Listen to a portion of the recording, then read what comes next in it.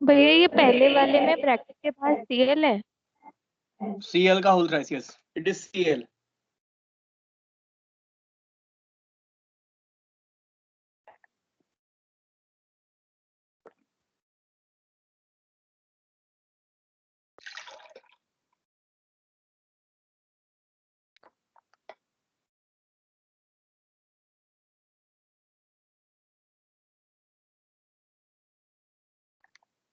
बताइए, give the name of these compounds।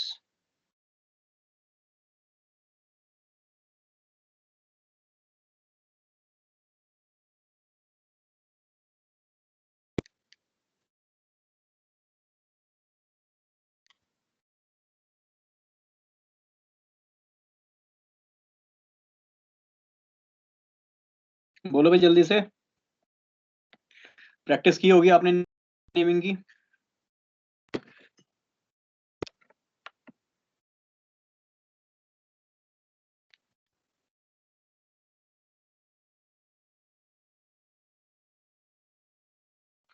केवल 2 ही जनों ने होमवर्क सेंड किया, जब तक मैं होमवर्क चेक। बताइए,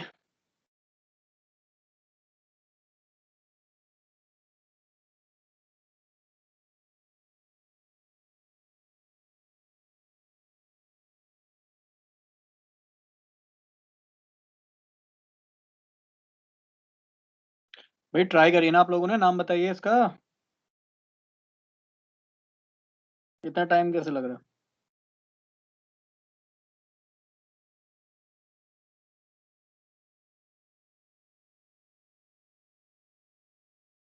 क्या नाम होगा? एनसीएस क्या होता है? बोलिए, व्हाट इज एनसीएस? नाइट्रोजन वाले साइनाइटो। तो बताइए नाम, क्या दिक्कत आई? Very good, isocyanato. हाँ यस। हेक्स भैया हेक्सा आइसोथायोसाइनाइटो हाँ क्लोराइडो। हाँ, क्लोराइडो का ही होगा, क्रोमियम। अच्छा अदर तो हाँ CR। हाँ भैया hexa isocyanato chromium 3 chloride. Chromium 3rd chloride, very good. Next next next next next, जल्दी से बताइए क्या क्या होगा, बोलो। 3 है ट्रेस, बोलो। थाइलीन डाइमाइन, फिर आगे बताओ। कॉम्प्लेक्स किस तरह, कैटायन, दोनों कॉम्प्लेक्स कैसे, कैटायनिक है एनायनिक है? बोलो। Fe है, आयरन लिख देता हूँ, फेरिट लिख रहा था वैसे मैं, आयरन है, ठीक है। 3rd आ जाएगा नाइट्रेट। बोलो भाई, नेमिंग, आपको नेमिंग अब भी नहीं आ रही है क्या? बताइए मुझे, मैं जब भी आगे बढ़ूंगा, अगला टॉपिक जब भी स्टार्ट करूंगा, अगर नेमिंग में दिक्कत है फिर मैं आगे बढ़ के क्या करूंगा? बोलो, क्या डाउट है नेमिंग के, पढ़े हैं भैया तो बताइए। केटायन एनायन में प्रॉब्लम होती है थोड़ी। क्या दिक्कत है बताओ। मतलब कि हमें ये कैसे पता चलता है कि हमें 8 लगाना है या फिर सिर्फ सिंपल वही है, लिखना है जैसे क्रोमियम। हाँ तो तोड़ के देखिए, मैंने लास्ट क्लास में आपको समझाया था, आपने शायद रिकॉर्डेड सेशन नहीं देखा, इसलिए मैं कहता हूँ रिकॉर्डेड एक बार देख लिया करो, डाउट आपके क्लियर हो जाएंगे। क्योंकि वीडियो में जरूर मैंने बताया होता है क्यों क्यों उस पर आ रहा है, बट कोई बात नहीं। पर प्लीज वीडियो एक बार देख लिया करो, डाउट आते ही थोड़ा सा उसको स्पीड बढ़ा लीजिएगा, 1.5 कर लीजिए, ठीक है ना? तो जो आपके एक बार रिवीजन भी हो जाएगा और जल्दी से आपका जो है टॉपिक कंप्लीट भी हो जाएगा। चलिए देखिए, मैं इसको ब्रेक करता हूँ। आपको पता है Cl पे सिंपल सी बात है, ये आपको पता होना चाहिए, क्लोरीन पे भैया माइनस चार्ज आता है। क्यों आता है? इलेक्ट्रोनेगेटिव है, आपको पता है इसके आउटर मोस्ट में 7 होते हैं, एक इलेक्ट्रॉन लेते ही इसका ऑक्टेट कंप्लीट हो जाता है, और इलेक्ट्रॉन लिया तो उस पर आएगा माइनस चार्ज। अब आपको पता है क्लोरीन पे एक माइनस चार्ज होगा, 3 क्लोरीन लग रहे हैं, तो 3 क्लोरीन पे कितना चार्ज होगा? ऑब्वियस -3 चार्ज होगा। अब जब क्लोरीन पे 3 माइनस चार्ज है, मतलब एक क्लोरीन पे -1 चार्ज है, 3 क्लोरीन पे -3 चार्ज हो जाएगा, तो ऑब्वियस बात है जब इस पे -3 चार्ज है तो कॉम्प्लेक्स पे कैसा चार्ज होना चाहिए? +3। अब कॉम्प्लेक्स पे चार्ज है प्लस का, तो प्लस वाले जो कॉम्प्लेक्स को हम जनरली कैटायनिक कॉम्प्लेक्स बोलते हैं, कैटायनिक कॉम्प्लेक्स बोलते हैं। और ऐसा कॉम्प्लेक्स जिसमें कैटायन प्रेजेंट होता है, कैटायनिक कॉम्प्लेक्स जो होते हैं उसके सिंपल नाम में केवल जो उसका मेटल का नाम है वो नाम लिख देते हैं। But as in case of anionic complex, जैसे मैंने एक सबसे सिंपलेस्ट एग्जांपल पहले भी लिया था, इसी को मैं दोबारा से ले लेता हूँ समझाने के लिए, K4FeCN6। यदि इसमें मैं कॉम्प्लेक्स की चर्चा करूं, सिंपल सा मेथड है कैटायन पहचानने का, ये एनायन पहचानने का। एनायन के केस में यहाँ पे अगर मैं इसको देखूं, हमेशा याद रखना कैटायन के केस में हमेशा माइनस चार्ज वाला होगा, तो कैटायन पे हमेशा प्लस चार्ज हो जाएगा, जैसे क्लोराइड लगा होगा। या फिर मैं पहले भी बता चुका हूँ, अगर कॉम्प्लेक्स पहले होता है, लिगेंड जो बाहर ब्रैकेट के बाहर वाला लिगेंड बाद में होगा, तो ऑब्वियस बात है जनरली वो कैटायनिक होगा। या फिर समझ सकते हो कि अगर उससे हेलोजन जुड़ा है या इलेक्ट्रोनेगेटिव वाला जुड़ा है, तो कॉमन अंडरस्टैंडिंग है कि जो आपका कॉम्प्लेक्स पे प्लस चार्ज होगा। और वो वैसे भी देख सकते हो, यहाँ पे क्रोमियम है, इस पे एक्स प्लस, ऑब्वियस है साइनाइड पे होता है -1 चार्ज, तो 6 इंटू ये हो जाएगा कितना -1। और ओवरऑल चार्ज कितना है, मतलब एक और चीज आएगी, क्लोरीन। क्लोरीन पे चार्ज होता है कितना, क्लोरीन पे चार्ज होता है -3 चार्ज। तो ऑब्वियस बात है क्लोरीन का मैं यहाँ पे जो चार्ज है वो इक्वल टू किधर लिख देता हूँ, डेट मींस -3।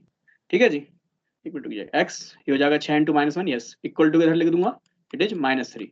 तो ऑब्वियस बात है जब इक्वल टू किधर हो जाएगा, that means it becomes x बराबर +3। तो यहाँ से देख सकता हूँ क्रोमियम जो है आपका +3 ऑक्सीजन स्टेट में है।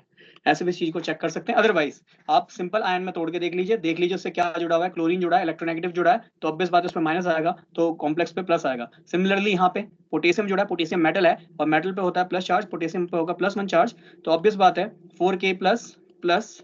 और देखो अगर आपको अब भी ये डाउट है कि किस मेटल पे क्या चार्ज होगा क्या नहीं होगा, तो फर्स्ट ईयर की क्लासेस चलेंगी, तो मैं रिकॉर्डेड सेशन में आपको ये भेज दिया करूंगा। और किसी को इसमें भी डाउट है कि अब भी कि किसी पे कितना प्लस चार्ज आएगा कितना माइनस चार्ज आएगा, हालांकि पता होना चाहिए, क्लास 9-10 की बातें हैं सारी, बट फिर भी किसी को कोई डाउट है तो वो फर्स्ट ईयर की वीडियोस में उनको भेज दूंगा। मुझे मैसेज कर देना, मैं आपको जो फर्स्ट ईयर के लिंक्स हैं वो आपको मैं सेंड कर दूंगा, क्योंकि थोड़ा बहुत इतना बेसिक मैं उनको बताने की कोशिश करता हूँ। तो ऑब्वियस बात है यहाँ पे कॉम्प्लेक्स पे माइनस चार्ज, मैंने आपको बताया था यदि कॉम्प्लेक्स पे माइनस चार्ज होगा तो उसको एनायनिक कॉम्प्लेक्स बोलेंगे, उसको हम एनायनिक कॉम्प्लेक्स बोलेंगे। और जितने भी एनायनिक कॉम्प्लेक्स होंगे उसके बाद में जब मेटल का नाम लिखते हैं तो मेटल के नाम के पीछे 8 लगा देंगे, तो उसका नाम हो जाएगा हेक्सासाइनो। आयरन को लिखते हैं फेरिक, तो हो जाएगा हेक्सासाइनोफेरेट। व्हाई? बिकॉज कॉम्प्लेक्स कैसा है, एनायनिक है, तो उसका नाम हो जाएगा हेक्सासाइनोफेरेट। सेकंड आएगी इसकी ऑक्सीजन स्टेट, तो हेक्सासाइनोफेरेट सेकंड आयन, तो ये बन जाएगा आयन। बोलो अब भी कोई डाउट है इसमें तो प्लीज बताइए। अगर नेमिंग ही नहीं आएगी तो फिर आगे बढ़ाने का कोई भी फायदा नहीं है। बता दो नेमिंग, अगर दोबारा से पढ़ानी मैं दोबारा से पढ़ा दूंगा। और कोई डाउट्स है तो वो बताइए। कैटायनिक एनायनिक वाला डाउट क्लियर हुआ भाई, कैसे 8 आएगा और कैसे सिंपल नेम आएगा? बोलो। एनायनिक जब भी इथाइलेन वाले में सर आयरन क्यों लिखा हुआ है? आयरन क्यों लिखा है तो क्या लिखूंगा बताइए? फेरो। फेरो, फेरो ओ आता है। देखिए आयरन को या तो फेरिक लिखूंगा या फिर फेरस लिखूंगा। ठीक है जी, फेरस होगा जब ये +2 ऑक्सीजन स्टेट में होगा, फेरिक होगा जब ये +3 ऑक्सीजन स्टेट में होगा। आप इसकी जगह पे आयरन की जगह पे फेरिस नाइट्रेट भी लिख सकते हो, बट जनरली आयरन को आयरन ही लिखा जाता है, इसलिए वहां पे फेरिक फेरस का कोई आवश्यकता नहीं है। आप जो सिंपल है यहाँ पे आयरन लिख सकते हो। बाकी आपको +3 में दिख रहा है तो फेरिक लिख लेना, और +2 में दिख रहा है तो फेरस लिख लेना, आपकी मर्जी है।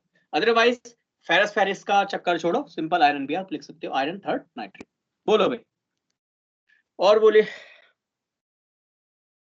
और बोलो भैया, कोई डाउट तो बताइए, बोलो जल्दी से, टाइम वेस्ट ना करो भैया। नहीं है डाउट तो फिर मैं आगे बढ़ रहा हूँ, जब कोई बोल नहीं रहा डेट मीन्स किसी को कोई डाउट है नहीं। डाउट है नहीं तो मैं फिर आगे बढ़ाता हूँ, जस्ट अ मिनट।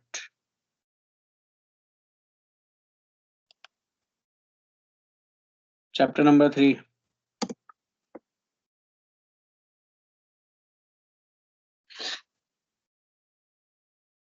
तो हमने कर ली थी कंप्लीट IUPAC नेमिंग हर तरह की। अब भी कोई डाउट है किसी को तो बता दीजिए, और किसी को अगर पूछने में शर्म आती है तो भैया फिर मैं कुछ नहीं कर सकता, देखो शर्म का कोई इलाज नहीं है, तो डाउट पूछ लीजिए है तो।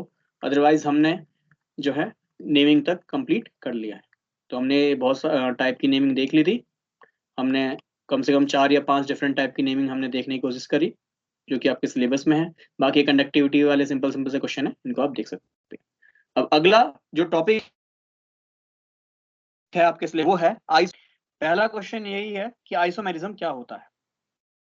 बोलो भाई, क्या होता है आइसोमेरिज्म? पढ़ा होगा फर्स्ट ईयर में, पढ़ के आए होगे ऑर्गेनिक में। बाकी जो मेरे से पढ़े उन्हें तो पता ही होना चाहिए। आवाज ब्रेक हो रही है आपकी, आवाज ब्रेक हुई है आपकी। मॉलिक्यूलर फॉर्मूला सेम होते हैं लेकिन स्ट्रक्चर डिफरेंट होती है। Yes yes yes, very good, कुछ बहुत अच्छा आंसर दिया, वेरी गुड। कि मॉलिक्यूलर फॉर्मूला सेम होगा बट उनके जो स्ट्रक्चर होगा या कनेक्टिविटी होंगी वे अलग अलग होंगी। और जनरली हिंदी वालों के लिए बोलूं तो समव्ययिता होता है ये, ठीक है। तो आइसोमेरिज्म की मैं बात कर रहा हूँ, तो सम का मतलब सेम होता है, ऑब्वियस बात है उनका मॉलिक्यूलर फॉर्मूला सेम हो जाएगा। आइसो का मतलब सेम होता है, और मेरिज्म मॉप से बना है, ऑब्वियस बात है उनका जो मॉलिक्यूलर फॉर्मूला है वो सेम होगा। आइसोमॉप्स उनका मॉलिक्यूलर फॉर्मूला सेम होगा, बट जो एटम्स की कनेक्टिविटी है वो अलग अलग होगी। दैट मीन्स ऐसे कंपाउंड जिनका मॉलिक्यूलर फॉर्मूला सेम होगा, जिनका परमाणु जो फॉर्मूला है वो सेम होगा, और जबकि एटम्स की कनेक्टिविटी जो है वो अलग अलग होंगी, तो उसको कहेंगे हम आइसोमेरिज्म। तो जनरली मैं यहाँ पे हेडिंग डाल देता हूँ, isomerism. Next topic, very important topic. अब 2013 में जो आइसोमेरिज्म का क्वेश्चन पूछा था, ठीक है जी, मैं आइसोमेरिज्म का जो 2013 में क्वेश्चन पूछा था वो ये था कि define isomerism and define different type of isomerism. तो क्वेश्चन बहुत बहुत बहुत ज्यादा लेंथी हो गया था, क्योंकि आपको स्ट्रक्चरल और स्टीरियो दोनों आइसोमेरिज्म, फिर उसके बाद स्टीरियो में आपको ऑप्टिकल आइसोमेरिज्म भी और ज्योमेट्रिकल आइसोमेरिज्म दोनों बताने पड़ रहे थे। दैट मींस आपका जो टॉपिक है बहुत ही ज्यादा लेंथी हो रहा था। तो इसलिए अब जो क्वेश्चन पूछे जा रहे हैं, सीसीएस को शायद ध्यान आया कि हमने बहुत ही ज्यादा लेंथी क्वेश्चन पूछ लिया है, और जिसको करने में कम से कम अगर इजी वे में करेगा इंसान तब भी 35 मिनट या 40 मिनट लग जाएंगे, अगर सिंपल वे में भी सोच के करेगा, ठीक है ना। जिसको बहुत अच्छा लगता है वही जल्दी कर सकता है। मैं स्टूडेंट के बेसिस पे कह रहा हूँ, टीचर के बेसिस पे नहीं कह रहा हूँ। तो स्टूडेंट के बेसिस पे कह रहा हूँ, तो जिसको मैक्सिमम अच्छा सा रट्टा होगा वो भी 30 से 35 मिनट में उस क्वेश्चन को कर पाएगा, जो कि एक हार्ड टास्क कह सकते हैं। वो भी जब लगा के वो लगातार उस क्वेश्चन को लिखता रहे, तब जाके वो आइसोमेरिज्म को लिख पाएगा। तो अब आइसोमेरिज्म को किस तरीके से पूछता है, पहले मैं बता देता हूँ जनरली आइसोमेरिज्म होता क्या है, ठीक है जी। समव्ययिता क्या होती है जल्दी से देख लेते हैं। तो आइसोमेरिज्म क्या होता है, ऐसे कंपाउंड जिनका मॉलिक्यूलर फॉर्मूला सेम होगा। मॉलिक्यूलर फॉर्मूला सेम होगा, जो अब तक हमने पढ़ा है मैं उसके बेस पे आपको पहले पढ़ा समझा देता हूँ। मॉलिक्यूलर फॉर्मूला सेम होगा, ठीक है जी, मॉलिक्यूलर फॉर्मूला सेम होगा, जो बट एटम्स की कनेक्टिविटी अलग अलग होगी। एटम्स जो उसके कण हैं या उसके परमाणु हैं, एटम्स हैं, उसकी जो कनेक्टिविटी होगी अलग अलग होगी। एटम्स कनेक्टिविटी इज डिफरेंट, ठीक है जी, एटम्स कनेक्टिविटी इज डिफरेंट, ठीक है जी। एटम्स की कनेक्टिविटी जो होगी वो अलग अलग होगी। अब वो किस किस तरह से अलग होगी इसके बारे में चर्चा करूंगा, पर पहले आप समझिए जिनका मॉलिक्यूलर फॉर्मूला सेम है और एटम्स की कनेक्टिविटी जो है अलग अलग होगी, डिफरेंट होगी। कैसे?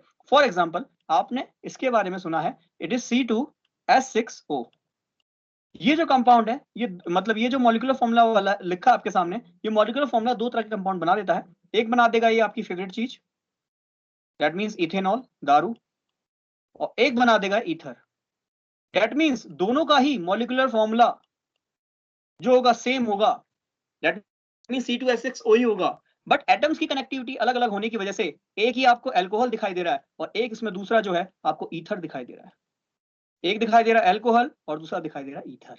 तो यहाँ पे आप देखेंगे ऐसे कंपाउंड जिनका मॉलिक्यूलर फॉर्मूला सेम हो, बस एटम्स की कनेक्टिविटी अलग अलग होगी। दोनों के मॉलिक्यूलर फॉर्मूला C2H6O होगा और दोनों में 2 कार्बन 6 हाइड्रोजन 1 ऑक्सीजन होगा, बट एटम्स की कनेक्टिविटी अलग अलग हो जाएगी, जिसकी वजह से दोनों के दोनों, मतलब ये आपका इथेनॉल और ये आपका इथॉक्सी मिथॉक्सी मीथेन, जिसे हम ईथर कह रहे हैं, या फिर मैं डाइमिथाइल ईथर भी कह सकता हूं उसे, ये दोनों ही क्या है आपके आइसोमर्स हैं। क्यों? क्योंकि इनका मॉलिक्यूलर फॉर्मूला सेम है बट एटम्स की कनेक्टिविटी अलग अलग है। तो ऐसे कंपाउंड जनरली आपको देखने को मिलेंगे, उसे हम कहेंगे आइसोमर्स, ठीक है जी।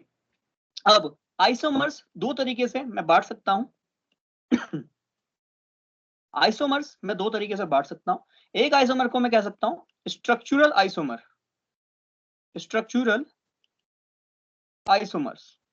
स्ट्रक्चरल का मतलब क्या होता है कि मॉलिक्यूलर फॉर्मूला सेम होगा, है तो आइसोमर, तो कहानी तो ऊपर वाली बनेगी कि मॉलिक्यूलर फॉर्मूला सेम होगा, बट सिंपल सी कहानी समझना, मॉलिक्यूलर फॉर्मूला सेम होगा बट एटम्स की कनेक्टिविटी अलग अलग होगी, जिनकी वजह से उनके स्ट्रक्चर अलग अलग हो जाएंगे। एक अल्कोहल का स्ट्रक्चर बना रहा है और एक ईथर का स्ट्रक्चर बना रहा है। तो ये जो ऊपर वाला टाइप आपको दिख रहा है, these are called the structural isomerism. और आपने अगर ऑर्गेनिक फर्स्ट ईयर में पढ़ा है तो इस टाइप के आइसोमेरिज्म को हम बोलते हैं फंक्शनल आइसोमेरिज्म, जिसमें आइसोमर होते हैं, मॉलिक्यूलर फॉर्मूला सेम होगा बट उनके फंक्शनल ग्रुप अलग अलग हो जाएंगे। एक आपको अल्कोहल दिख रहा है तो दूसरा आपको ईथर दिखेगा।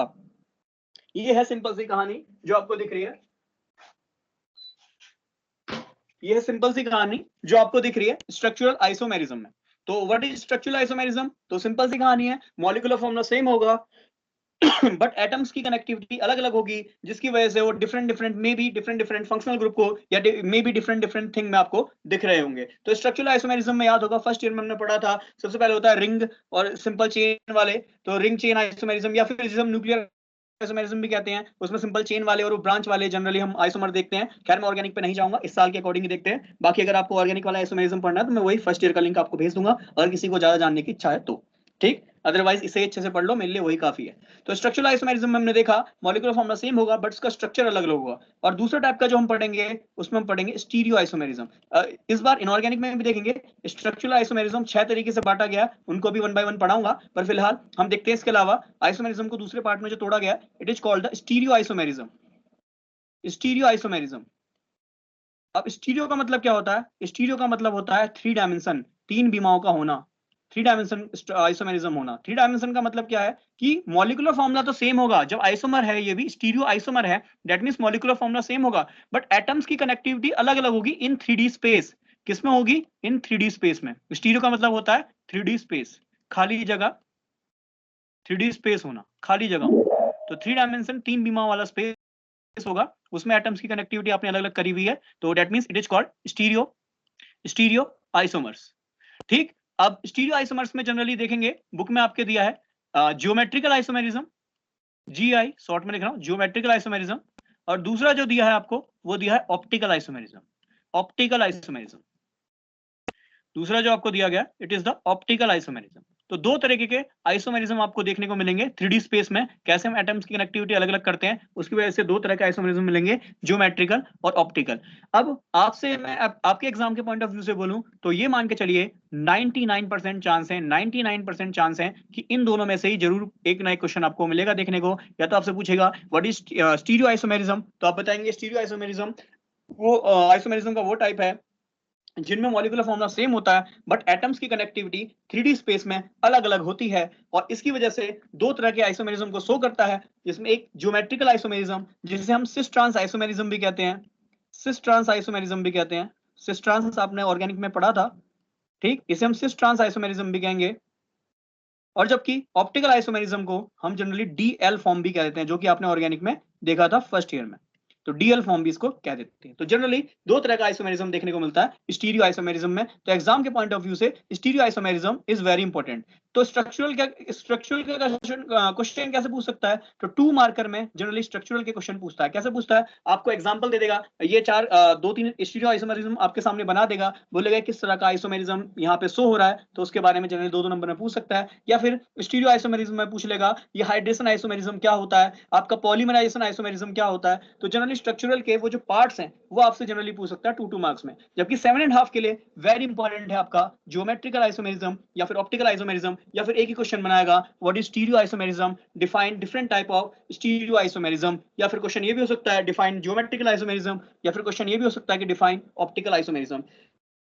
हालांकि स्टीरियो आइसोमेरिज्म भी अपने में बहुत लेंथी क्वेश्चन बन जाएगा, क्योंकि ज्योमेट्रिकल आइसोमेरिज्म बहुत ही लेंथी है, ऑप्टिकल आइसोमेरिज्म बहुत ही लेंथी है, but may be stereo isomerism वाला क्वेश्चन आपसे 7.5 में पूछ सकता है। या फिर आप स्टीरियो पढ़ ही रहे हैं तो उसके अंदर भी ज्योमेट्रिकल भी पढ़ाऊंगा, ऑप्टिकल भी पढ़ाऊंगा, सब कुछ अच्छे से आपका क्लियर हो जाएगा।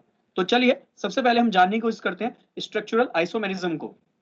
तो मैंने बताया स्ट्रक्चरल आइसोमेरिज्म वो आइसोमर होंगे जिनमें मॉलिक्यूलर फॉर्मूला सेम होगा बट स्ट्रक्चर एटम्स की कनेक्टिविटी अलग अलग होने की वजह से उनका जो स्ट्रक्चर है वो अलग अलग आपको दिखाई देगा। जबकि स्टीरियो आइसोमेरिज्म में वे आइसोमेरिज्म होंगे जिनका मॉलिक्यूलर फॉर्मूला सेम होगा बट एटम्स की कनेक्टिविटी अलग अलग होगी इन 3D स्पेस, 3 डायमेंशन स्पेस में, खाली जगह पे जो एटम्स की कनेक्टिविटी है वो अलग अलग होगी।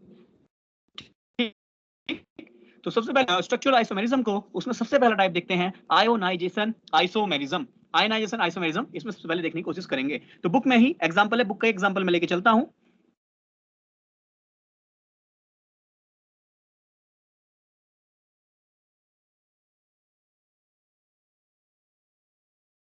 आपके पास है Cr NH3 का होल 5,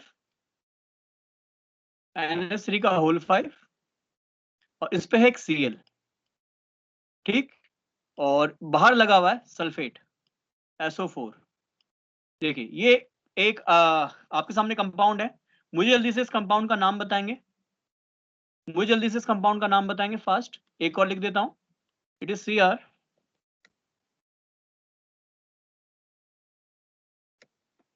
चलिए, इट इज Cr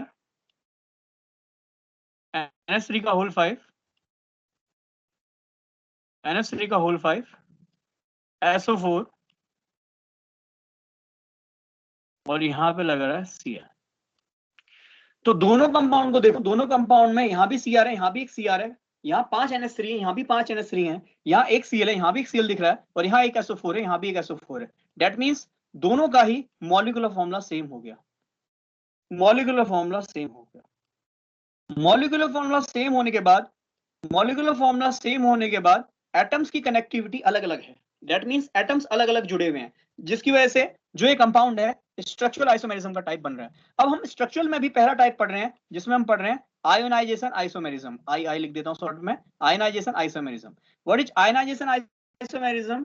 तो आयोनाइजेशन आइसोमेरिज्म को अगर मैं देखूं तो ऑब्वियस बात है, इस तरह के आइसोमेरिज्म में जब मैं इसको आयंस में तोड़ूंगा तो आयंस में तोड़ने के बाद आपको कॉम्प्लेक्स अलग अलग दिख रहे होंगे। मतलब मॉलिक्यूलर फॉर्मूला तो सेम होगा बट आयंस उनके अलग अलग बन रहे होंगे। दैट मींस यहाँ पे अगर मैं इस आयन को बनाऊं, इसको ब्रेक करूं तो ये टूटेगा NH3 का होल 5। अब देखो, जिन बच्चों को डाउट है कि भैया इस कॉम्प्लेक्स पे कितना चार्ज आएगा, तो उनके लिए सिंपल सी बात कहूंगा, आपको पता होना चाहिए सल्फेट पे कैसा चार्ज होता है। तो इतना आपको याद होना चाहिए, सल्फेट माइनस चार्ज होता है। तो अगर इतना सा कॉमन सेंस लगा लिया तो आप कॉम्प्लेक्स पे अपने आप ही +2 चार्ज बना देंगे। तो आयनाइजेशन आइसोमेरिज्म वो होगा जिसमें जब मैं मॉलिक्यूलर कॉम्प्लेक्सेस को तोड़ूंगा तो उनके आयंस अलग अलग होंगे। आई थिंक मेरा वॉइस ब्रेक हुआ होगा। रिकॉर्डेड में देखिए यहाँ बैड नेटवर्क क्वालिटी लिखा था, बट रिकॉर्डेड में जो है वॉइस बहुत बहुत स्लाइटली ब्रेक होता है।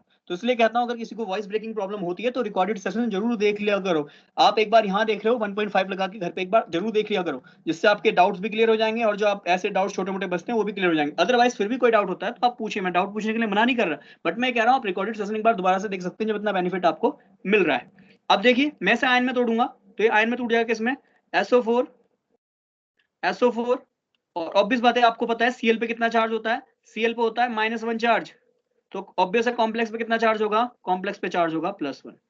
ठीक है जी। तो आयनाइजेशन आइसोमेरिज्म, आइसोमेरिज्म का वो टाइप है जिनमें मॉलिक्यूलर फॉर्मूला सेम होगा, एटम्स मॉलिक्यूलर फॉर्मूला सेम होगा बट एटम्स की कनेक्टिविटी अलग अलग होगी, जिसकी वजह से जब मैं उसको आयन में तोड़ूंगा तो आपको डिफरेंट डिफरेंट आयन दिखेंगे। एक में आपको जो आयन दिख रहा है वो सल्फेट आयन दिख रहा है, और दूसरे में आपको जो एनायन दिख रहा है वो क्लोराइड एनायन दिख रहा है, मतलब क्लोराइड आयन दिख रहा है।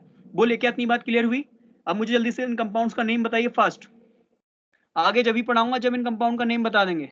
बोलो भैया पहले वाले का होगा pentaammine chloro chromium 3 sulphate, yes, very good. और दूसरे वाले का होगा pentaammine sulphato chromium 3 chloride. Very good. चलिए, कोई इस आयन का नाम बताओ। What is the name of this ion? ये आयन का नाम बताइए, आयन का नाम बताइए। पेंटामाइन, हाँ जी, pentaammine chloro chromium second ion. Second में कैसे? कैसे? How second? बोलो भाई, क्या ऑक्सीजन स्टेट होगा? How oxygen state is second? निकालो भाई, निकालो। कैसे? X + 5 NH3। NH3 कितने चार्ज है? 0। ठीक है। Cl पे चार्ज कितना है? Cl पे चार्ज है -1। ओवरऑल चार्ज कितना? +2। तो कितना आ जाएगा? जल्दीबाजी ऐसे ना करें, एग्जाम में भी ऐसे नहीं करना है। सब कुछ आते हुए गलत कराओगे फिर दिक्कत है। It is +3। जब ऊपर कॉम्प्लेक्स पे +3 चार्ज है तो यहाँ भी तो भाई कॉम्प्लेक्स पे +3 होना चाहिए। चलिए, ध्यान रखना। अब देखो, आप बीएससी के स्टूडेंट हो, छोटे बच्चे नहीं हो। आप जब भी आइसोमेरिज्म में कोई भी आप फॉर्मूला लिखते हैं या कोई भी कंपाउंड बनाते हैं तो प्लीज, स्मार्ट आप हैं, अपने आप खुद ही बिना कहे अपने आप इनका नेमिंग लिख के आना है। चाहे आप कॉम्प्लेक्स बना रहे हो, चाहे इसके आयन बना रहे हो, सभी का नेमिंग करके आना है। पहले ही बता रहा हूं, प्लीज डू द नेमिंग। जितना अच्छा कॉपी में लिखोगे, कभी भी कॉपी भरने से नंबर नहीं मिलेंगे। टीचर को आपकी कॉपी में अच्छा लिखा हुआ मिल रहा है, उसका खुद दिल करेगा आपको मार्क्स देने का। ऑलरेडी बच्चों के इनऑर्गेनिक में, खैर सेकंड ईयर में पता नहीं क्यों कम रहा था, सबसे इजी बुक यही है, पर हाईएस्ट इसमें 42 ही आई है अब तक। जबकि ऑर्गेनिक थोड़ी सी हार्ड मान के चलता हूँ बीएससी सेकंड ईयर का, अगर तीनों ईयर का ऑर्गेनिक देखूं सबसे हार्ड सेकंड ईयर का ऑर्गेनिक मान के चलता हूँ, क्योंकि इसमें नेम रिएक्शन बहुत ज्यादा है, टॉपिक बहुत ज्यादा है, बहुत मतलब लेंदी बुक कह सकता हूँ उसे। तो उसमें बच्चों के 46 और 47 तक नंबर आ रहे हैं, फिजिकल में 48 तक नंबर आ रहे हैं, बट इनऑर्गेनिक सबसे इजी होने के बाद भी नंबर कम रहते हैं। नंबर कम होने की दिक्कत यही है, कॉपी में आंसर राइटिंग अच्छी नहीं है आप लोगों की। आप लोग क्या करते हैं, आइसोमेरिज्म पढ़ लिया, आयनाइजेशन, उसका नेम नहीं लिख के आएंगे। मुझे पता है गलतियां यही करेंगे। प्लीज, आप जितना अच्छा कॉपी में लिखेंगे उतने अच्छा आपको मार्क्स मिलेंगे। आप एक कॉम्प्लेक्स को लिख रहे हो, आयनाइजेशन आइसोमेरिज्म को लिख रहे हो, एग्जाम्पल लिख रहे हो, उसमें अगर आप उसका नाम अच्छे से लिख रहे हो, उसका ऑक्सीजन स्टेट अच्छे से लिख रहे हो, रोमन नंबर का यूज कर रहे हो। कई बच्चे हैं भाई +3 है तो +3 लिख के आ गए, नहीं, रोमन नंबर जब उसमें कहा है बुक में तो आप प्लीज उसको रोमन नंबर में लिखिए, यही आईपीएससी का तरीका है। तो जैसे आप उसको रोमन नंबर में लिखते हैं और तुरंत ही जो आप नेमिंग करेंगे, नाम लिखेंगे और कॉम्प्लेक्स आयन ढंग से बना देंगे, तो मुझे तो नहीं लगता कि आपके बिना बात के मार्क्स काटेगा। तो इतना प्लीज आपको ध्यान देना है, ठीक। तो आपको समझ में आ गया होगा व्हाट इज आयनाइजेशन आइसोमेरिज्म। बोलिए जल्दी से, क्या इतनी बात समझ में आई? बोलो। जी भैया। सभी के क्लियर है?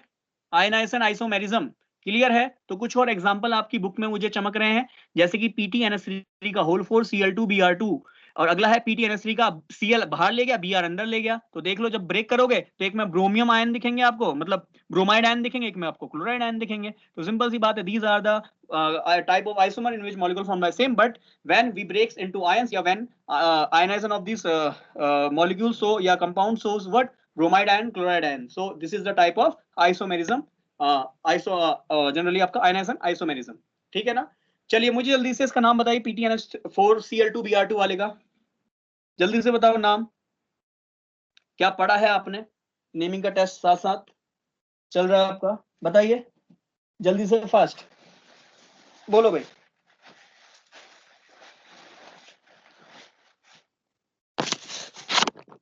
बोलो नाम जल्दी से, टाइम ना लगाएं, जल्दी से नाम बताएं।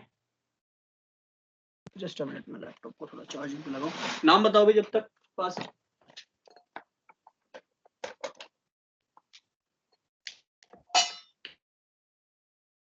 तो भाई नाम, व्हाट इज द नेम? भैया tetraammine dibromo platinum 4 chloride. Platinum 4 chloride, yes very good, yes very good. यहाँ तो ऑक्सीडेशन स्टेट निकालने की आपको आवश्यकता भी नहीं है, यहाँ ऑक्सीकरण अवस्था निकालने की जरूरत भी नहीं है, क्योंकि प्लैटिनम पे 6 लिगैंड जुड़ रहे हैं, 6 जुड़ रहे हैं, तो आग बंद करके +4 ऑक्सीजन स्टेट बनानी है। Next type is hydration isomerism. अब चलो बुक में समझाता हूँ धीरे धीरे, अब समझ में इतनी बात, आपके बेसिक जो बात थी वो समझा चुका हूँ पिछले में, तो अब बुक में जल्दी जल्दी इनको देख लेते हैं टाइप्स को। तो हाइड्रेशन, हाइड्रेशन का मतलब होता है वाटर, बस ऐसे कंपाउंड जिनमें मॉलिक्यूलर फॉर्मूला सेम होगा बट वाटर की पोजीशन चेंज हो जाएगी, वाटर की पोजीशन चेंज हो जाएगी, it is the type of hydration isomerism. तो मैं इसमें एग्जांपल ना देते हुए बुक के एग्जांपल को सीधा सीधा समझाता हूं। पहले कॉम्प्लेक्स को देखें, नाम आपके सामने लिखा है हेक्सा एक्वा क्रोमियम 3 क्लोराइड, ठीक है जी। तो इसमें देखिए वाटर जो है वो अंदर है 6, क्लोरीन 3 है बाहर। अगले जो इसका आइसोमर बनाया है उसमें देखो एक वाटर मॉलिक्यूल को बाहर ले गया और एक क्लोरीन को अंदर ले आया। सिंपल सी कहानी है, नाम चेंज हो गया, मतलब ऑब्वियस बात है, मॉलिक्यूलर फॉर्मूला सेम है, बस एटम्स की कनेक्टिविटी अलग कर दी। किसकी? वाटर की। ध्यान रखना, वाटर की कनेक्टिविटी अलग होगी, तभी इसको हाइड्रेशन आइसोमेरिज्म कहा गया है। बोलिए भाई, क्लियर है सभी के? आगे बढ़ता हूं, बोलो जल्दी से, सिंपल है ये, डाउट है तो बताओ जल्दी से, फास्ट। एक बार और बता देता हूं, ऐसे कॉम्प्लेक्सेस जिसमें हाइड्रेशन पढ़ रहे हैं, हाइड्रेशन का मतलब समझिए water molecule, molecular formula same होना चाहिए, बस हाइड्रोजन और वाटर जो मॉलिक्यूल है आपका, ये वाटर की कनेक्टिविटी अलग अलग होनी चाहिए। जैसे फॉर एग्जांपल, पहला आप जल्दी से देखिए, CrH2 को होल 6 है, 3 Cl3 है, सिंपल सा कॉम्प्लेक्स है। अगले वाले में क्या कर दिया, H2 को बाहर ले गया, Cl को अंदर लिया, दैट मींस वाटर की पोजीशन चेंज कर दी, बाकी मॉलिक्यूलर फॉर्मूला सेम है। ऊपर वाले में भी 3 Cl है, नीचे वाले में भी 3 Cl है, ऊपर वाले में 6 वाटर है, नीचे वाले में 6 वाटर है, एक क्रोमियम आपको दिख रहा है। उससे अगले वाले में देख लो, 2 वाटर मॉलिक्यूल को बाहर ले आया, 2 Cl को अंदर ले गया, सेम मॉलिक्यूलर फॉर्मूला, बस वाटर की कनेक्टिविटी आपने अलग अलग कर दी, जिसकी वजह से आपको हाइड्रेशन आइसोमेरिज्म आपको देखने को मिल रहा है। बोलिए, क्लियर है सभी के? बोलो जल्दी से। चलिए अगला पढ़ते हैं, चलिए वेरी गुड, अगला पढ़ते हैं कोऑर्डिनेशन आइसोमेरिज्म। तो कोऑर्डिनेशन वाले टाइप हमने पढ़े थे, जल्दी से मुझे इन कंपाउंड का नाम बताएंगे। पहले तो CONS3 का होल 6, CrNS3 का होल 6, इसका नेम बताइए। और देखिए जल्दी से, ये दोनों जो है कोऑर्डिनेशन आइसोमेरिज्म है। तो कोऑर्डिनेशन आइसोमेरिज्म कौन से होंगे? जिनमें कोऑर्डिनेशन स्पेयर के अंदर के एटम्स आपस में चेंज हो जाएं। तो देखो यहां है CO के साथ NH3 का होल 6, और यहां क्या आ गया, ऑब्वियस बात है CR के साथ, एक मिनट रुकिए, चलिए ठीक है, बस ने एटम्स को आगे पीछे लिख दिया वो आपके एनाइन की वजह से, कोई बात नहीं। तो देखो यहाँ CO के साथ NH3 है और यहाँ पे क्या है, CO के साथ CN है, जबकि यहाँ CR के साथ CN है और यहाँ CR के साथ NH3 है। That means molecular atom same है, सारे एटम सेम है, मॉलिक्यूलर फॉर्मूला सेम है, बट जो एटम्स की कनेक्टिविटी है वो अलग अलग कर दी। किसके अंदर? इस डब्बे के अंदर, इस कोऑर्डिनेशन स्फीयर के अंदर। तो इसको हम कहेंगे कोऑर्डिनेशन आइसोमेरिज्म। तो what is coordination isomerism? In which the molecular formula is same but atoms connectivity in the coordination sphere is different. तो एटम्स की जो कनेक्टिविटी है कोऑर्डिनेशन स्फीयर के अंदर वो अलग अलग हो जाएगी। तो आप देख रहे हैं यहाँ CO के साथ NH3 है, यहाँ भी NH3 है, बट वो किसके साथ है? CR के साथ। फिर यहाँ CR के साथ CN है, तो यहाँ CO के साथ CN है। Same molecular formula but atoms की कनेक्टिविटी अलग अलग है in the coordination sphere. Coordination का जो गोला है उसके अंदर एटम की कनेक्टिविटी अलग अलग होने की वजह से आपको कोऑर्डिनेशन आइसोमेरिज्म यहाँ पे दिख रहा है। तो बताइए पहले वाले का नाम और दूसरे वाले का नाम बताइए जल्दी से फर्स्ट। भैया हेक्सामाइन थर्ड हाँ, और दूसरे वाले का hexacyanido chromate third. Cyanido, cyano नहीं, बोलो ना, cyano cyano hexacyano chromate third. Chromate third complex. Yes, अगला बताइए। हेक्सामाइन क्रोमेट थर्ड। क्रोमेट का है, क्रोमेट क्यों भाई? NH3 न्यूट्रल होता है, माइनस कौन सा वाला? CN। तो ये तो इस पे कोई क्रोमेट कैसे हो जाएगा? ये हो जाएगा hexaammine chromium third, hexacyano cobaltate third. कल भी तो बताया था, नेमिंग कल ही पढ़ा, एक ही दिन परसों ही पढ़ाया था, एक दिन में भूल गए आप। क्या बताया था कि यहाँ पे NH3 न्यूट्रल है तो माइनस किस पे? CN पे। जिस पे माइनस होगा उसके वाले मेटल को 8 लगाएंगे। तो देखो यहाँ NH3 CR के साथ है और CN किसके साथ है? CO के साथ। तो माइनस वाला CO के साथ है तो उसके पीछे लगाऊंगा 8। बोलो भाई, क्लियर है नेमिंग भी? Hexaammine chromium third, hexacyano cobaltate third complex. बोलो बोलो जल्दी से बताइए। जी भैया। समझ सभी के क्लियर है? Coordination isomerism and the naming of this compound. Same अगले का नाम देख लो, क्या हो जाएगा? Tetraammine platinum second, tetrachloro copperate second complex. ऐसे ही यहाँ पे tetraammine copper second, tetrachloro platinate second complex. बोलो भाई, क्लियर है सभी के? जी भैया। चलिए next type is linkage isomerism. देखो दूसरे के जी में अपना जी मत खो देना, मतलब ऑब्वियस है, आ नहीं रहा और पता चला दूसरे ने जी बोल दिया तो ठीक है जी मेरा भी जी है, ऐसा मत करिए। अगर आपको नहीं आ रहा है तो प्लीज पूछिए, पर मैं एक का जी मान के इसलिए आगे बढ़ रहा हूं क्योंकि कोई डाउट नहीं पूछ रहा है। चलिए अगला है लिंकेज आइसोमेरिज्म। अब ये लिंकेज आइसोमेरिज्म जो है ये अपनी लिंकिंग की वजह से ही बन गया। जैसे आपने हाइड्रेशन आइसोमेरिज्म देखा, वाटर की वजह से, वाटर की कनेक्टिविटी अलग अलग होने की वजह से हाइड्रेशन बन गया, ऐसी लिंकेज आपका बन गया एम्बीडेंटेट लिगेंड के द्वारा। अब बता दो जल्दी से व्हाट इज एम्बीडेंटेट लिगेंड? पढ़ा चुका हूं ना, बोलो। और 2 मार्कर 2.5 मार्कर में जरूर पूछा जाता है एम्बीडेंटेट के बारे में। ये चैप्टर इसलिए लेंथी, सबसे ज्यादा मार्क्स का यही चैप्टर इसलिए बनता है। अप्रोक्स कई बार तो 20 से 25 मार्क्स का से पूछ लिया जाता है इसी चैप्टर से, और मिनिमम 15 मार्क्स का तो पूछेगा ही पूछेगा इस चैप्टर से। बता दो भाई, बोलो एम्बीडेंटेट लिगेंड क्या होता है? बोलो भाई। लिगेंड जो दो तरफ से अपने इलेक्ट्रॉन डोनेट कर सकते हैं मगर एक साइड से डोनेट करते हैं। यस, मतलब कैपेबिलिटी है 2 तरफ से देने की, एक ही तरफ से देगा। अब ये क्वेश्चन है क्यों, व्हाई, क्यों जब 2 साइड से क्यों नहीं दे रहा? वो चेन आई वो चेलेट वाला था, वो स्टेबल नहीं होगा। रिंग अनस्टेबल हो जाएगी, 3 मेंबर की रिंग बनेगी या 4 मेंबर की रिंग बनेगी जो कि अनस्टेबल कंपाउंड को बना रही होगी। तो भैया अनस्टेबल रिंग तो चाहिए नहीं, इससे बढ़िया तो सिंपल एक तरफ से इलेक्ट्रॉन दे। तो फॉर एग्जांपल अगर ये सल्फर की तरफ से जुड़ रहा है तो होगा थायोसाइनेटो, नाइट्रोजन की तरफ से जुड़ रहा है तो आइसोसाइनेटो। तो आप देखोगे मॉलिक्यूलर फॉर्मूला सेम रहेगा, SCN ही जुड़ा हुआ होगा, बट एक तरफ सल्फर से जुड़ा होगा और एक तरफ नाइट्रोजन से जुड़ा होगा। तो this type of isomerism which is shown by किसके द्वारा? Ambidentate ligand are called linkage isomerism. तो उनको लिंकेज आइसोमेरिज्म कहा जाता है। बुक में दुनिया भर के एग्जांपल दिए हैं, इनको पढ़ लेना। बोलो भाई, यहाँ पे एक देख सकते हो जैसे ammonium hexacyano, hexa thiocyanato Palatinate 4 है, और यहाँ पे देख लो अमोनियम N से जोड़ दिया बस, हेक्सा आइसोथायोसाइनेटो प्लेटिनेट 4 हो गया। बोलो भाई, तो देखो अगर आप सही चीजों को अच्छे से पढ़ रहे हो तो ये चीजें तो यहाँ तक तो आपका बहुत ही अच्छे से क्लियर हो जाएगा सब कुछ। बोलिए भाई जल्दी से बताइए, आगे बढ़ते हैं। बोलो जल्दी से, 5th टाइप में पढ़ते हैं, कोऑर्डिनेशन पोजीशन आइसोमेरिज्म में। कोऑर्डिनेशन पोजीशन आइसोमेरिज्म को पढ़ते हैं। तो what is coordination position isomerism, तो नाम से ही समझ में आ रहा है। अच्छा एक चीज प्लीज, कोऑर्डिनेशन आइसोमेरिज्म में और कोऑर्डिनेशन पोजीशन आइसोमेरिज्म में बहुत बच्चे, अब भी कह रहा हूं, डाउट में रह जाते हैं, एग्जाम में समझ में नहीं आता है। तो कोऑर्डिनेशन को सिंपल सा कोऑर्डिनेशन पेयर से याद रखना, और कोऑर्डिनेशन पोजीशन को समझना ब्रिज से। ब्रिज वाले जब भी जुड़ रहे होंगे या ब्रिज की कनेक्टिविटी दिख जाएगी या ब्रिज वाले लिगेंड आपको दिखेंगे, तो उस तरह के आइसोमेरिज्म को हम बोलेंगे कोऑर्डिनेशन पोजीशन आइसोमेरिज्म। चलिए मुझे जल्दी से इस कंपाउंड का नाम बताइए। चलो भाई जल्दी से इस कंपाउंड का नाम बताएं, बोलो इस कंपाउंड का नाम बोलो पहले तो।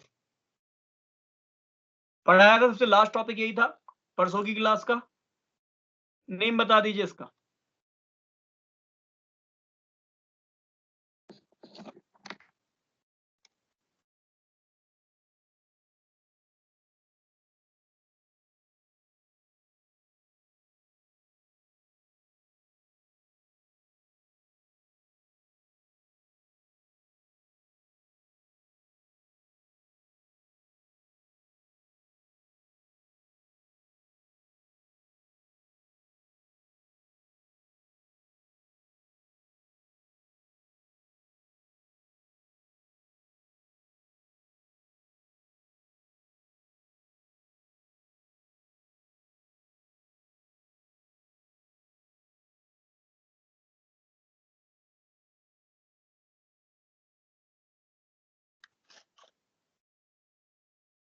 बोलो भाई।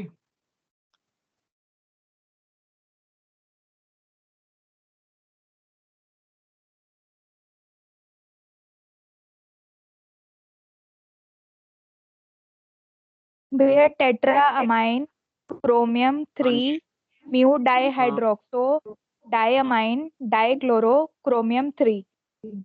Yes very good. आगे क्लोराइड नहीं है? हाँ हाँ क्लोराइड भी। ठीक है वेरी गुड। चलिए तो बुक में देखो मॉलिक्यूलर फॉर्मूला सेम है ऊपर वाले कॉम्प्लेक्स का और नीचे वाले कॉम्प्लेक्स का, बट क्या किया यहाँ पे देखो NH3 4 एक साइड रख दिए, 2 एक साइड रख दिए, दैट मींस ये अनसिमेट्रिकल दिख रहा है। अनसिमेट्रिकल का मतलब क्या है कि यहाँ पे आपको ध्यान करिए, ये Cr के इधर NH3 और इधर NH3 का अमाउंट सेम नहीं है। फिर से रिपीट कर देता हूं, आई थिंक मेरा वॉइस ब्रेक हुआ होगा, आई रिपीट इट अगेन, फिर से बोल देता हूं।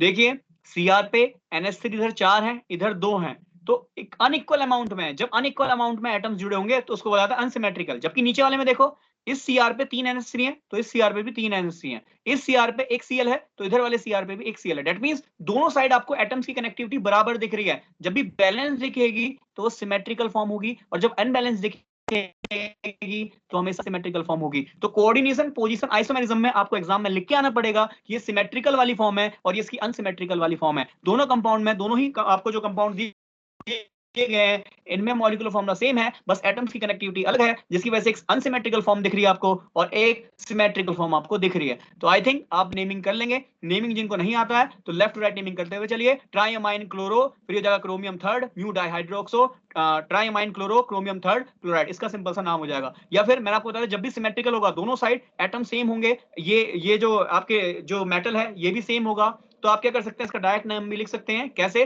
पहले आप लिखेंगे ब्रिज वाले का तो हो जाएगा mu dihydroxo, it is hexaammine dichloro dichromium 3 chloride, simple सा इसका ये नाम हो जाएगा। मैं आपको दो तरीके से नेमिंग ऑलरेडी डिस्कस कर चुका हूं। तो सिमिलरली आप यहाँ पे भी इस कंपाउंड को बता सकते हैं। एक आपको पहला वाला सिमेट्रिक अनसिमेट्रिकल दिख रहा है, दूसरा वाला साफ साफ आपको सिमेट्रिकल यहाँ पे दिख रहा है। तो ये टाइप का आप जो पढ़ेंगे it is called coordination position isomerism. अब भी बोल रहा हूं कि कोऑर्डिनेशन आइसोमेरिज्म में एंड कोऑर्डिनेशन पोजीशन आइसोमेरिज्म में कभी भी प्लीज आप डाउट में मत रहिए, साफ ध्यान रखिए। कोऑर्डिनेशन आइसोमेरिज्म सिंपल है कि जिसमें कोऑर्डिनेशन पेयर के अंदर के एटम चेंज हो जाएंगे, it is called the coordination isomerism. And what is coordination position isomerism, तो ये क्या होंगे, जनरली ब्रिज वाले लिगेंड जहां पे आपको कनेक्ट होते हुए दिख रहे होंगे। So these are the coordination position isomerism.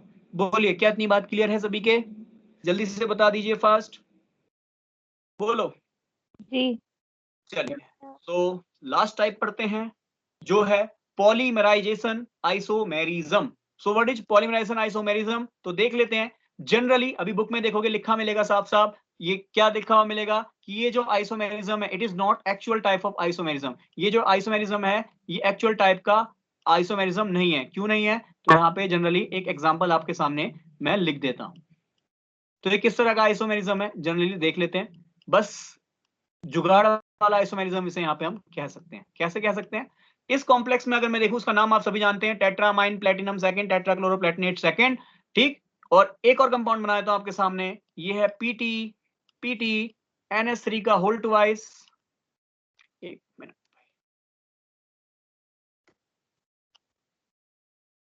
PT NH3 का होल ट्वाइस, सॉरी NH3 का होल ट्वाइस, यस NH3 का होल ट्वाइस, ठीक। और साथ में 2 Cl ले लेता हूं, Cl2, ठीक। अब इन दोनों को आपस में कंपेयर करूं तो यहाँ पे पीटी कितने दिख रहे हैं आपको? 2 दिख रहे हैं। तो उसका अगर रेशियो लिखूं तो पीटी यहाँ 2 रेशियो में, NH3 यहाँ 4 रेशियो में और Cl भी यहाँ 4 रेशियो में। अगर मैं इसको सिंपलेस्ट रेशियो में लिखूं उसके, जिसे हम कहते हैं इसका एम्पेरिकल फॉर्मूला आपने क्लास 11th में पढ़ा होगा कि अगर किसी मॉलिक्यूलर रेशियो को हम सबसे सिंपलेस्ट रेशियो में लिख दें so it is called the empirical formula. अगर मैं इसको एम्पेरिकल फॉर्मूला यूनिट में लिख दूं तो इट इज 1:2:2। सिमिलरली अगर इसको सिंपलेस्ट एम्पेरिकल फॉर्मूला में इसका लिख दूं सो इट इज 1:2:2। तो यहाँ पे आप देख रहे हैं इसको किस तरह से आइसोमेरिज्म में कनेक्ट किया गया है कि ऐसे कंपाउंड जिनके एम्पेरिकल फॉर्मूलाज सेम हो जाएं तो उस तरह के आइसोमेरिज्म को हम बोलते हैं पॉलीमराइजेशन आइसोमेरिज्म। तो क्या समझ सकते हो कि जब 1:2:2 को मैंने इसको 2x कर दिया, मतलब उसका डबल टाइम कर दिया, इसको दुगना कर दिया, तो ऑब्वियस बात है उसको जैसे 2x करने पे मुझे ये कंपाउंड मिल गया। तो एक तरीके से पॉलीमर बन गया। आपने पढ़ा है कि आपके पास मोनोमर होते हैं लाइक NX टाइप, ये NX टाइप आपस में कंबाइन हो जाते हैं और X का बेस N बन जाते हैं। So these are called the polymer. इतना पॉलीमर को समझने के लिए काफी है। बाकी BSc थर्ड ईयर में पूरा एक चैप्टर पढ़ना है पॉलीमर। फिलहाल आप समझ रहे हैं पॉलीमराइजेशन आइसोमेरिज्म क्यों कहा जा रहा है, क्योंकि जब मैं इनका एम्पेरिकल फॉर्मूला लिख रहा हूं, एम्पेरिकल फॉर्मूला क्या होता है कि इनको सबसे सिंपलेस्ट रेशियो में मैं लिख दूं, तो सबसे सिंपलेस्ट रेशियो में जब मैंने इनको रखा तो इनका molecular formula, empirical formula same आ रहा है। तो ऑब्वियस बात है ये आइसोमर हो गए, empirically they are isomers. But जब मैं इसका 2 टाइम कर रहा हूं, 3 टाइम करूंगा, 4 टाइम करूंगा, तब जाके मुझे एक्चुअल रेशियो मिलेगा। So these are called the polymerization isomerism. बोलिए क्या क्लियर हुआ सभी के? बोलो भैया जल्दी से। तो यहाँ बुक में वर्ड यूज करा गया, देखो एम्पेरिकल फॉर्मूला पढ़ लेना, बाकी कहानी कट कॉपी पेस्ट है। बोलो भैया जल्दी से फास्ट बोलो। चलिए तो आज की क्लास के लिए मैं इससे ज्यादा नहीं खींच रहा हूं, ठीक है। आज की क्लास को यहीं पे समाप्त करता हूं। क्यों? क्योंकि कल मैं पढ़ाऊंगा स्टीरियो में ज्योमेट्रिकल ऑप्टिकल एक साथ ही आपको मैं पढ़ा दूंगा, या फिर क्योंकि क्लास आजकल ज्यादा लेंथी हो जा रही है, चलो खैर अगली क्लास में देखूंगा ज्योमेट्रिकल और ऑप्टिकल। जहां जल्दी मैं इस टॉपिक को नहीं पढ़ाना चाह रहा इसलिए क्योंकि ऑब्वियस है ये टॉपिक वेरी इंपॉर्टेंट है। इस चैप्टर से देखो क्या क्या क्वेश्चन 7.5 के लिए इंपॉर्टेंट बन सकते हैं। सबसे ज्यादा इंपॉर्टेंट बनता है आपका वर्नर थ्योरी। ऑलरेडी मैं आपको बता चुका हूं 99% चांसेस हैं कि वर्नर थ्योरी आपसे पूछा ही पूछा जाएगा। इसके अलावा क्या पूछ सकता है, और मैं जो पूछता है या ना भी पूछे तो उसके अलावा क्या क्या पूछ सकता है आपको मैंने बताया आज की क्लास में। आइसोमेरिज्म वेरी वेरी इंपॉर्टेंट है। आइसोमेरिज्म टोटल ये तो नहीं पूछेगा कि आइसोमेरिज्म क्या है, डिफरेंट टाइप के आइसोमेरिज्म बता दो, क्योंकि वो क्वेश्चन हो जाएगा बहुत बहुत ज्यादा लेंथी। तो आपसे क्वेश्चन क्या पूछ सकता है कि स्टीरियो आइसोमेरिज्म क्या होता है डिफाइन कर दो, या फिर केवल ज्योमेट्रिकल पूछ लेगा, या फिर केवल ऑप्टिकल पूछ लेगा, या मे बी किसी के बीच में कंपेयर करवा दे, ठीक है ना। हालांकि ज्योमेट्रिकल ऑप्टिकल में कोई कंपैरिजन नहीं है, बट कंपैरिजन का मतलब क्या है कि जैसे ऑप्टिकल है, डिफरेंट टाइप के ऑप्टिकल कंपाउंड को आपस में कंपेयर करा दे, इस तरह क्वेश्चन भी वो दे सकता है, ठीक। इसके अलावा क्या दे सकता है, जैसे 7.5 में एक बार क्या आया कि नेमिंग आ गई 7.5 में। अब बताओ 7.5 में केवल नेमिंग अगर लिखने को आ रही है तो इससे हलवा क्वेश्चन तो क्या बनेगा, ठीक। तो इस तरह के क्वेश्चन भी आपसे जनरली पूछा जा चुका है।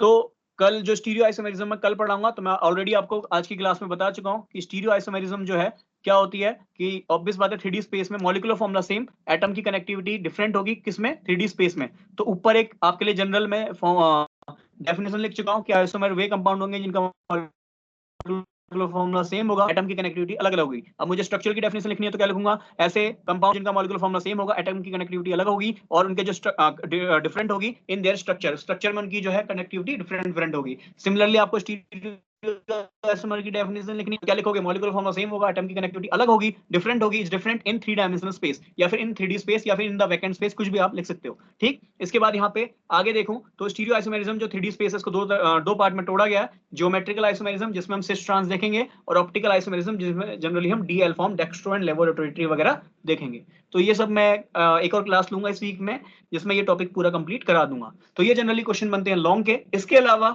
जैसे सिडविक थ्योरी एक बार लॉन्ग में पूछी आ चुकी है, ऑलरेडी बता चुका हूँ, बहुत ही हलवा थ्योरी है, आपने काफी बच्चों ने नोट्स बना के भेजे भी हैं उसके, वेरी गुड। इसके अलावा एक और क्वेश्चन बन सकता है वैलेंस बॉन्ड थ्योरी का। हालांकि वैलेंस बॉन्ड थ्योरी के जो क्वेश्चन है वो पूछे जाने के बहुत कम चांसेस हैं। क्यों?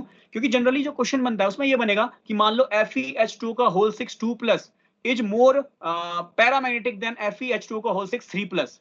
सॉरी, मैंने क्वेश्चन उल्टा बोल दिया कि FeH2 का whole 6 3+ is more paramagnetic than FeH2 का होल 6 2+। तो ऐसे क्वेश्चन, कंपैरिजन वाले क्वेश्चन जनरली 7.5 में आपसे पूछता है, तो उसके लिए जनरली हमें VBT आनी चाहिए। तो VBT डायरेक्ट ना पूछ के VBT से ऐसे क्वेश्चन वो बना देता है। ठीक, वो भी मैं आपसे डिस्कस करूंगा कि पेपर पे आपके क्वेश्चन किस तरीके से पूछे गए हैं। अब मुझे ये बता दो कितने बच्चे ऐसे हैं, काफी बच्चे ऐसे हैं जो नोट्स भेज ही नहीं रहे हैं। उन्हें क्या डाउट आ रहा है भाई? नोट्स बनाने में, लिखने में दिक्कत है, या फिर समझने में दिक्कत है, या फिर इच्छा ही नहीं करती अंदर से। जिनकी इच्छा नहीं करती है उनके लिए भी मेरे पास सॉल्यूशन है, बट मुझे एक बार बताइए जिनकी इच्छा ही नहीं करती है। अगर जिनकी इच्छा नहीं करती है उनके लिए सिंपल सी बात यह है कि अगर इच्छा ही नहीं करती है पढ़ने की, तो प्लीज पेरेंट्स का एक बार मुझे नंबर दीजिए, मैं अपने आप बात करूंगा अपने तरीके से, तो देख लेंगे इच्छा कैसे नहीं करेगी, है ना। बाकी प्लीज नोट्स बनाया करिए। आप इतने स्मार्ट तो हैं कि आप BSc सेकंड ईयर में और अपने नोट्स ना बना रहे हैं, तो भाई फिर ये आपकी पढ़ने की इच्छा ही नहीं कर रही है, और जिसकी वजह से मुझे आपके पेरेंट्स से बात ना करें, मेहनत कर लें, नोट्स बना लें, जो भी डाउट्स हैं वो पूछ लें। अब भी कोई डाउट है किसी का तो मुझे बता दें, अदरवाइज मैं क्लास ओवर कर रहा हूँ। बोलो भाई, कोई डाउट है? Any doubt? चलिए फिर मिलते हैं अगली class. Bye bye and take care.